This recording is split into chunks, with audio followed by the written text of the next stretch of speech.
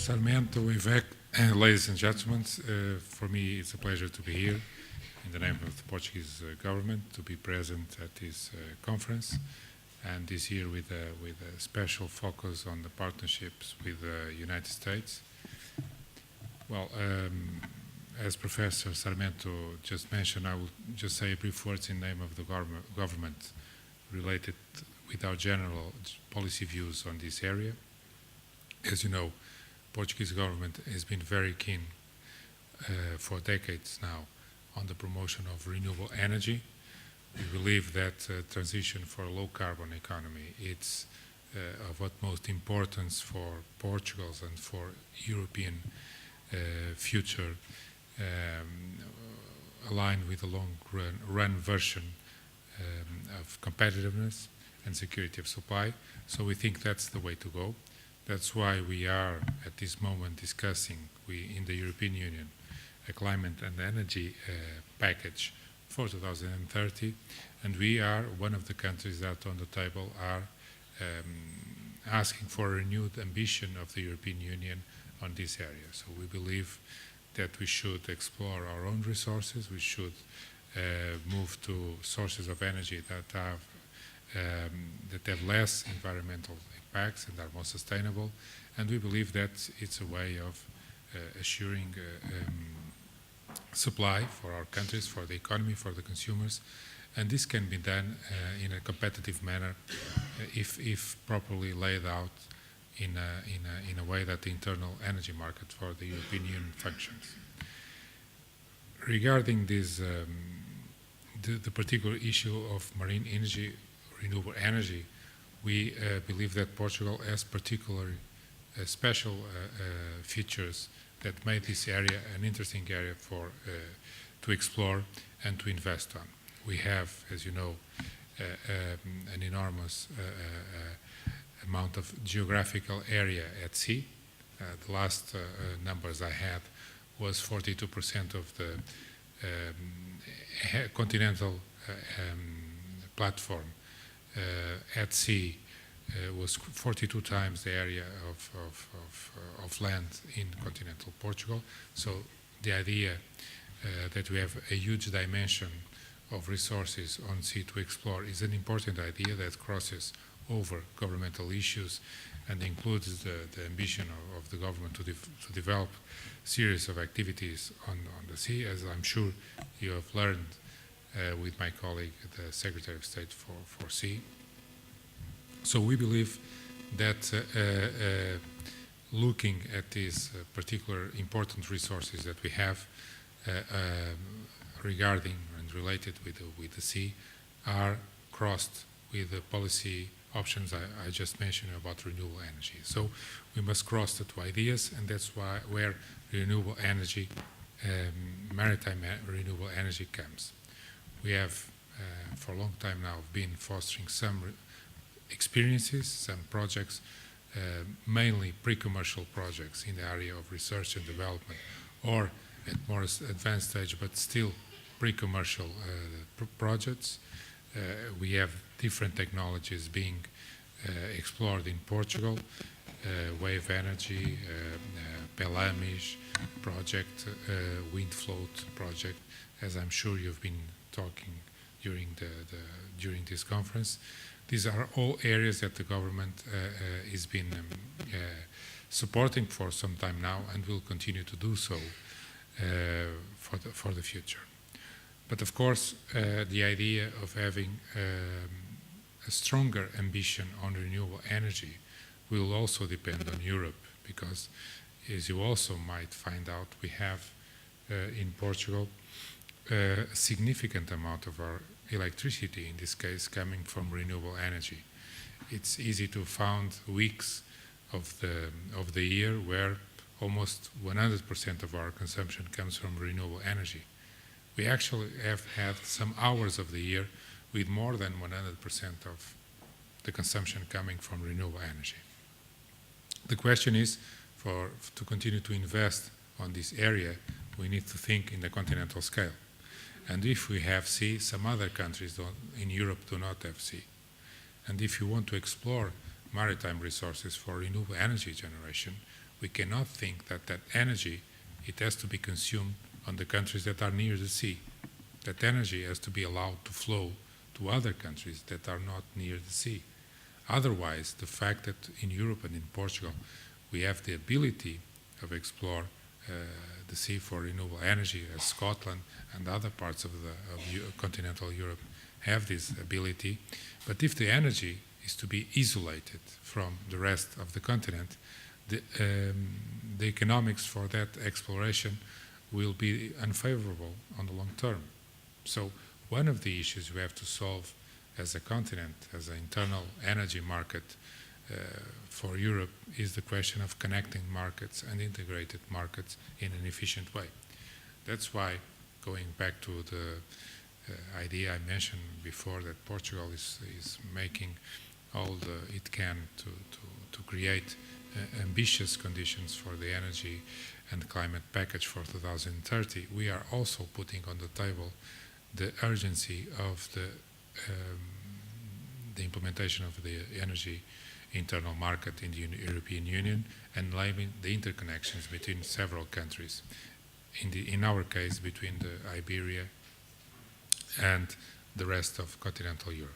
So the case of maritime energy, renewable energy, makes it even more evident because everybody in Europe has been agreeing on the importance of develop these technologies. We have programs from the European Union, NER 300, also supporting this type of technologies.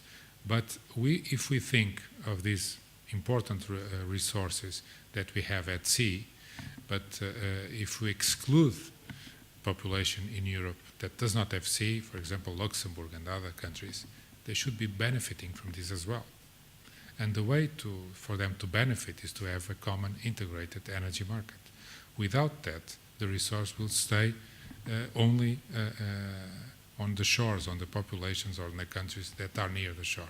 And that doesn't make any sense. It is the same with sun, wind, and other renewable water, with other renewable energy sources. It is very important that we think of it, and then we consider that when we want to foster and develop renewable energies like maritime energy, the ones that are in maritime domain, we need to push for internal integrated energy market in Europe, and in this case for interconnections. Otherwise, the projects will suffer in the long run with another difficulty. I know there are more difficulties related with these technologies, and we have to take this into consideration.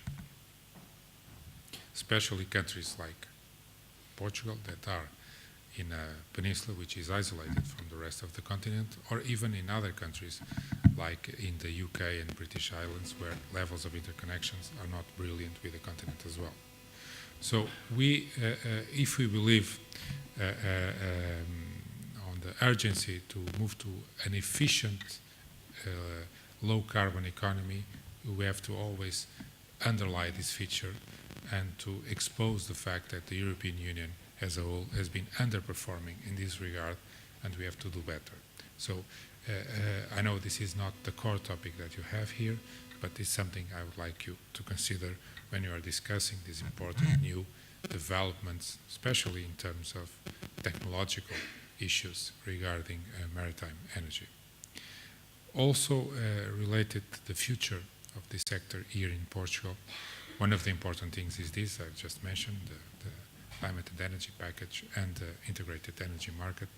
But other things are important too. For example, we know that these technologies that we are discussing here today are not in the level of maturity that allow them to be commercially viable in the market today, the energy market today. But in any case, we should not stop looking for answers on this field, and we should try to develop these technologies, because in the future they can prove to be relevant and to be even competitive in certain conditions. For this, we have been discussing with the European Union the so-called structural funds for the period 14-20. So the partnership agreement and the operational program codes that are being approved right now. We have safeguarded the option of using some of these funds to this type of technologies. So the so-called non-mature technologies that are in the renewable energy area, that are related with energy generation, and that do not compete with the other mature technologies, and for that they need support, and that support cannot be considered state aid as with normal support. So on the envelope of structural funds we have, there is a significant part that is related with this type of technologies, and to which I believe most of the maritime technologies comply with these prerequisites, because they are pilot projects, research and development projects, dissemination projects, and they can be viewed under this idea of generating energy and being also related with science and research. And in this field we can do some relevant things here in Portugal on this period, which comprises the 14-20 window of structural funds. So wait for the final programs to be approved by the government and published by the Commission also. I will expect in the next months to have that. And some of your ideas and projects will be eligible for that. I also believe, in going back to my some of the issues regarding regulation and financing of these projects, that we should move more. We should move from an exclusive feed-in tariff-based approach to the financing of this project to an approach that is more grant-based or other form of upfront financing based, because it makes no sense to, in some of these cases, to rely only on the feed-in tariff. Someone told me in a conference I was with Professor Sarmento in Paris, an idea that as an economist I thought it was very, very illustrative of what we are discussing here for some of these technologies, especially the less mature ones. Well, if someone has computed when the man went to the moon, if someone else had computed the cost in euros per ton of the rocks that the astronauts brought from the moon to Earth, and computed that in unit costs, and then compared with the costs that the normal rocks cost on the market, the NASA would have gone for the idea of exploring the space and putting a man on the moon, because the unit cost of the rock will be absolutely enormous and incomparable. And some of these technologies, namely the technologies related with the maritime renewable energy, are at a stage that we cannot compare the output or the unit price of energy with the one that is generated on the market. And if that's the case, using feed-in tariff mechanisms solely to finance those projects, it's a mistake. It doesn't add up and creates confusing and misleading ideas about the projects. If there are projects of research and development, there are ways of financing it, including some part of related with the purchase of energy, but if they have clear features related with scientific issues and technological development issues, they can be financed in other forms. So that's my part of my vision to you, although some of the projects like Windfloat are going through.